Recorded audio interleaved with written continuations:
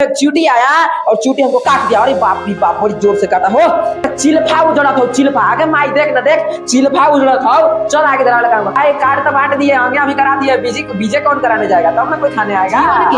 सबसे छोटी रचनात्मक एवं क्रियात्मक इकाई को ही कोशिका कर। Step by step, step by step, step by step, step by step, जैसे कैसे ये देखो ऐसे। सबसे छोटी कोशिका, सबसे बड़ी कोशिका, सबसे लंबी कोशिका। देखते हैं अब गेहूं के प्यार में। हेलो दोस्तों, कैसे हो आप सब?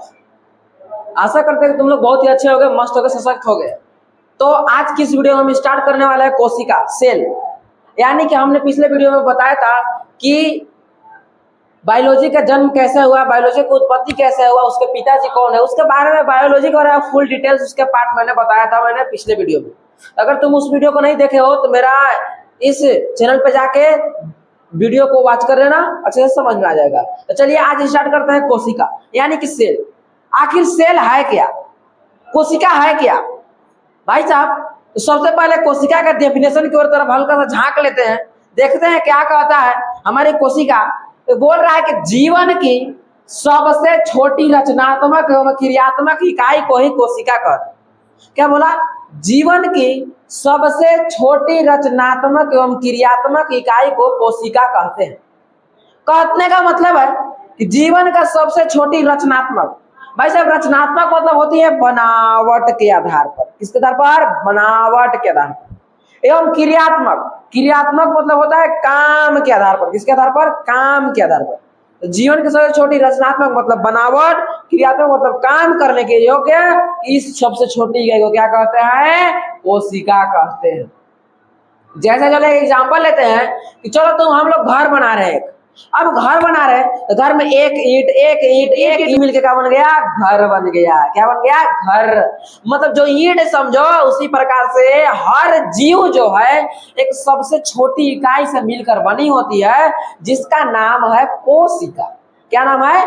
कोशिका। सेल, बैटरी वाला सेल नहीं, यहाँ पे CELL सेल। ACEL सेल मतलब बेचना भी नहीं, यहाँ पे सेल यानी कि कोशिका। बायोलॉजी में हम लोग पढ़ रहे हैं, इसलिए ध्यान इसका बढ़ाना नहीं। तो कोशिका में हम लोग क्या जाने?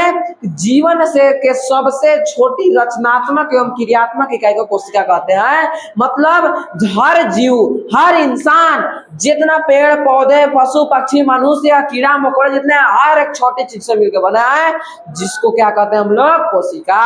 सबसे छोटी इकाई क्या है जीवन की? तो कोशिका। अब बात आया कोशिका का भाई खोज किसने किया? हर किसी का कोई ना कोई देखता है, खोज करता है कि भाई किया कौन। तो कोशिका की खोज रॉबर्ट हुक ने 1665 ईस्वी में कोर्ग की सहायता से किए थे। कोशिका की खोज किसने किए थे? रॉबर्ट हुक ने किए थे। किसने किए? रॉबर्ट हुक ने। कब किए? 1665 ईस्वी में किए। कब किए? 1665 ईस्वी में किए। किसके सहायता से किए? तो कोर्ग की सहायता से किए, जो कि मृत कोशिका का खोज किए थे। अब भाई बात आती है कि मृत कोशिका, कोर्ग, व्हाट इज कोर्ग? भाई कोर्ग है क्या? देखो कोर्ग जो है एक पेड़ का ऊपर का मरा हुआ जो छाल होता है, उससे बना हुआ कोर्ग बोलते हैं। जैसे पेड़ पास गए, अब चिल्फा उजड़ा था, चिल्फा आगे माई देख ना देख, चिल्फा उजड़ा था। चल आगे जरा लगा, तो चिल्फा उजड़ रहा है ना, जो ऊपर है ना मरा हुआ सेल, वही जो है तुम्हारा कोर्ग है। उसकी सहायता से कोर्ग, जब कोर्ग की सहायता से कोशिका खोजो, आप बताओ जब कोर्ग मरा हुआ है, उसने कैसा कोशिका देखे? मरा हुआ कोशिका देखे। अब भाई बात आती है कि भाई मरा हुआ कोशिका देखे, अरे गजब है यार, जीवित कोशिका कौन देखेगा? जीवित कोशिका कौन देखेगा भाई? काट तो बांट दिए, आगे भी करा दिए, बीजे कौन कराने जाएगा, तब ना कोई खाने आएगा। हाँ, उसी प्रकार से जीवित कोशिका का खोज समय बढ़ते बढ़ते जब आया माइक्रोस्कोप, आया सूक्ष्मदर्शी आया, उसके सहायता से एंटन वॉन लीवेनहुक ने जीवित कोशिका का खोज किए। मतलब जीवित कोशिका को उसने पहली बार देखे। अब उसने कब किए?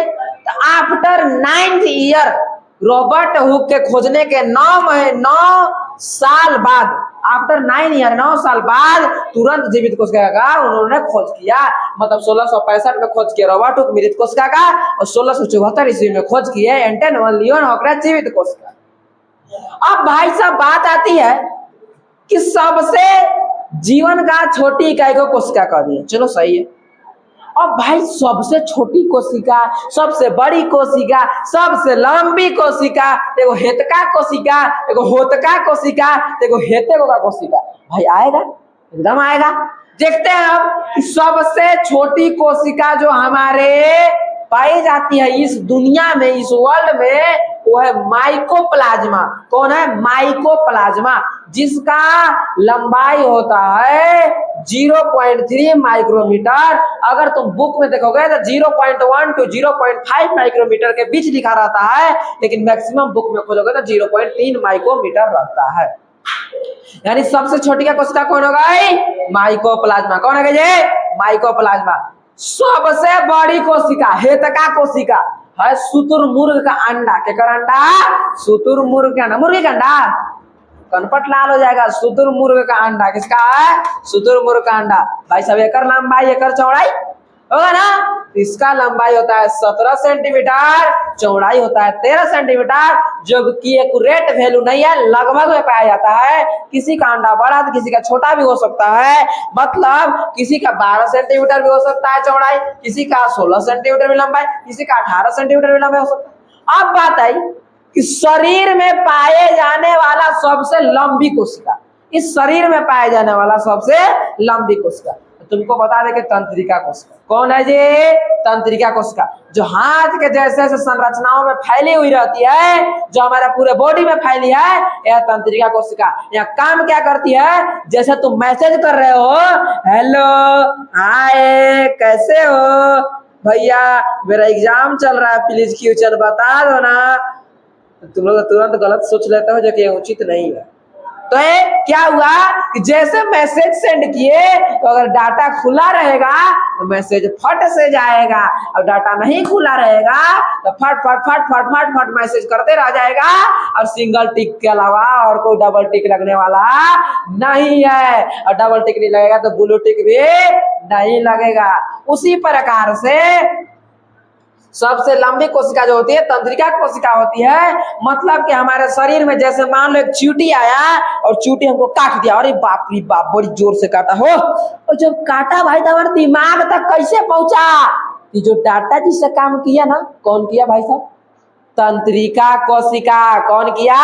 तंत्रिका कोशिका। तंत्रिका कोशिका से था फैला, अरे भाई कटलाओ को जल्दी दौड़ो, जल्दी कूदो। अब चल गए हम लोग दिमाग में। कहाँ चल गए? दिमाग में संदेश। और जैसे दिमाग में गया, अब दिमाग एक्शन लेवाएगा, अरे जो जो लोहा ठेका जल्दी माने चुटी कटलाओ तो बढ़िया हो तो ये था तुम्हारा तंत्रिका कोशिका काम। यानी कि शरीर की सबसे लंबी कोशिका कौन हुई? तंत्रिका कोशिका हुई। अब बात है भाई कोशिका का टाइप भी होता है, एकदम टाइप होता है। कोशिका के कितने प्रकार होते हैं भाई? 2 प्रकार होते हैं। पहला होता है यूनिसेलुलर यानी कि एक कोशिकीय जीव, एक होता है मल्टी सेलुलर ऑर्गेनिज्म यानी कि बहुकोशिकीय जीव। क्या हुआ? दो। एक हुआ तुम्हारा यूनिसेलुलर ऑर्गेनिज्म यानी कि एक कोशिकीय जीव, दूसरा हुआ मल्टी सेलुलर ऑर्गेनिज्म यानी कि बहुकोशिकीय जीव। कोशिका कितना टाइप? 2, एक कोशिकीय जीव और बहुकोशिकीय जीव। नाम में छुपा है काम इसका, तुम नाम देखो और बताओ डेफिनेशन इसका। इसमें नाम देखो, जल्दी से देखो। एक कोशिकीय जीव कहने का मतलब है कि वैसा जीव जो एक कोशिका से मिलकर बना है, उसे हम लोग एक कोशिकीय जीव कहते हैं। जो एक कोशिका से मिलकर बना होता है उसे क्या कहते हैं? एक कोशिकीय जीव कहते हैं। जैसे तो कैसे, एने देखो ऐसे। पहला हुआ अमीबा। क्या हुआ? अमीबा। दूसरा का हुआ हाइड्रा। क्या हुआ? हाइड्रा। तीसरा का हुआ पैरामीशियम। क्या हुआ जी? पैरामीशियम। चौथा हुआ बैक्टीरिया। क्या हो गए?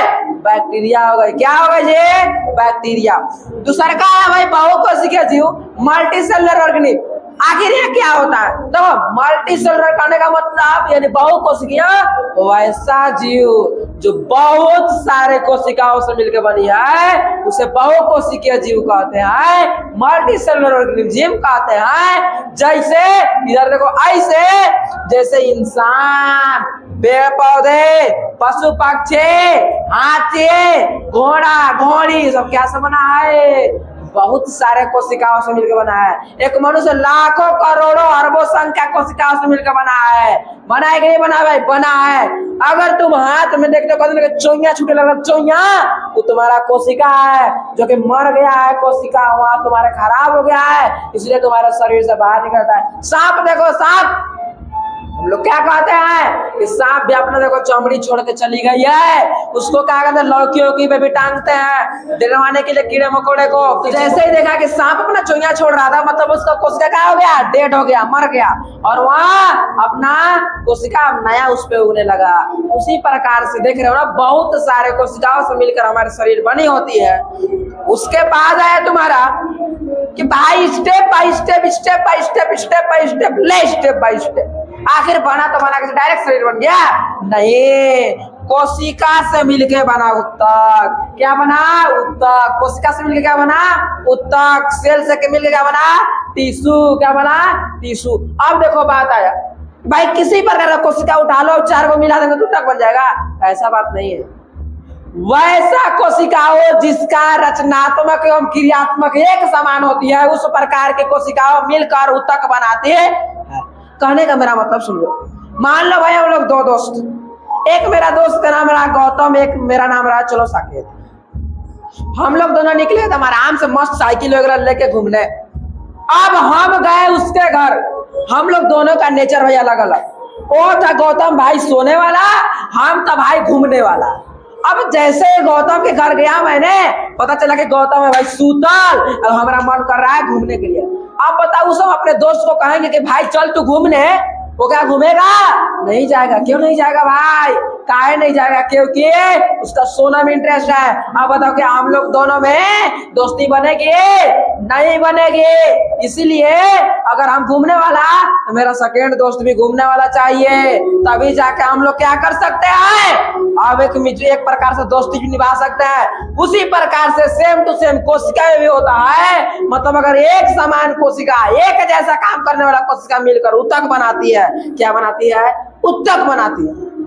जैसे देखो रक्त कोशिका, कोशिका क्या हुआ? Blood cell, white blood cell, red blood cell, रक्त, लाल रक्त कोशिका है, श्वेत रक्त कोशिका है, होती है ना जी?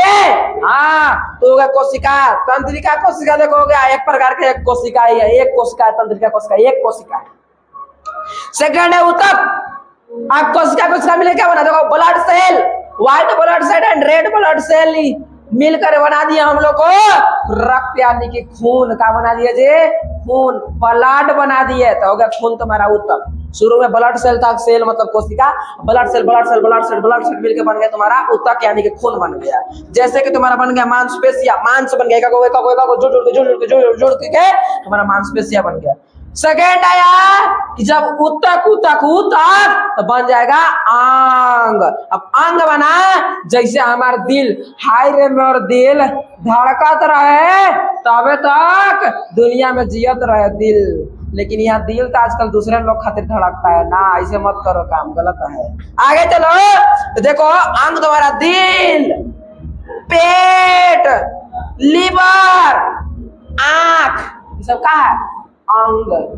उत्तक उत्तक मिलके क्या बन गए जे? अंग। अब अंग अंग मिलके बनाएंगे अंग तंत्र, अंग अंग मिलके क्या बनाएंगे? अंग तंत्र। जैसे एक टोटल तुम्हारा तंत्र ले लो, पाचन तंत्र। क्या ले लो? पाचन तंत्र। मुख में गया भोजन, मुख से गया, मुख से रसिका से निकलते हुए गया आमाशय में गया, आमाशय से गया छोटी हाथ में गया, छोटी हाथ से बड़ी हाथ में गया, बड़ी हाथ के रेक्टम से लेके अनस से लेके बाहर निकल गया। अब भाई इसी प्रकार से हुआ पाचन तंत्र तुम्हारा। अंग तंत्र में एक श्वसन तंत्र, भाई हम लोग सांस लिए, सांस पे फेफड़ा में गया, फेफड़ा में जाके अलविलाई में मिला, अलविलाई में ऑक्सीजन से ऑक्सीजनेटेड ब्लड, उसको ऑक्सीजनेटेड ब्लड किया, सारा प्रोसेस हुआ किसके चलते? तो श्वसन तंत्र के चलते। अब जब अंग तंत्र मिलकर एक हमारा क्या बनाते हैं? पूरे बॉडी का निर्माण कर देते हैं भाई साहब। जैसे हम एक इंसान बने, जैसे कुत्ता बना, बिल्ली बना, सियार बना, भेड़िया बनी, तो एक प्रकार का क्या हो गया तुम्हारा? ये हो गया शरीर। अब इसका काम समझो। रक्त कोशिका, भाई एक एक कोशिका था, जो कि कोशिका मिल के उत्तक बनाने का काम। उत्तक खून, खून तुम्हारा क्या काम करे? खून भी जी 2 टाइप का, जेकरा में ऑक्सीजन मिला रहता है, जेकरा में ऑक्सीजन नहीं मिला रहता है, कार्बन डाइऑक्साइड मिला रहता है। तो उसी प्रकार से खून का काम हुआ ऑक्सीजन को क्या करना? कैरी करना, कार्बन डाइऑक्साइड को कैरी करके बाहर की ओर ले जाना फेफड़ा तक, और दिल से लेकर ब्लड को ऑक्सीजन फेफड़ा से लेकर हमारे बॉडी में पूरे फैला दे। अब खून हो गए उत्तक। अब उत्तक उत्तक मिलकर अंग बने दिल, दिल धड़कता केहू के प्यार में, गलत बात है।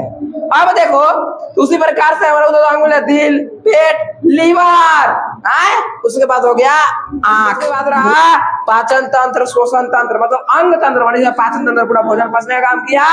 और एक क्या हो गया जी श्वसन तंत्र, मतलब तुम्हारा सांस लेने का। फाइनली तुम्हारा बन गया बॉडी।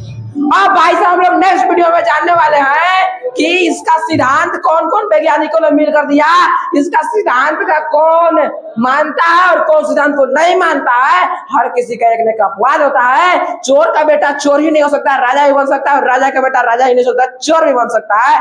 तो हमारा नेक्स्ट वीडियो पार्ट 2 आने वाला है। तो नेक्स्ट वीडियो को देखने के लिए हमारे चैनल को सब्सक्राइब कर दो, बेल आइकन बना दो, दबा दो, एक छोटा सा कमेंट भी प्यारा सा कर दो, हो सके तो सब्सक्राइब भी कर देना, ताकि तुम्हारे लिए मजेदार वीडियो लाते रहे और तुमको अच्छे कॉन्सेप्ट को हम चुटकियों में सोल्व करके सिखाते रहे। चलो जय हिंद दोस्तों, चलते हैं आप नेक्स्ट वीडियो में।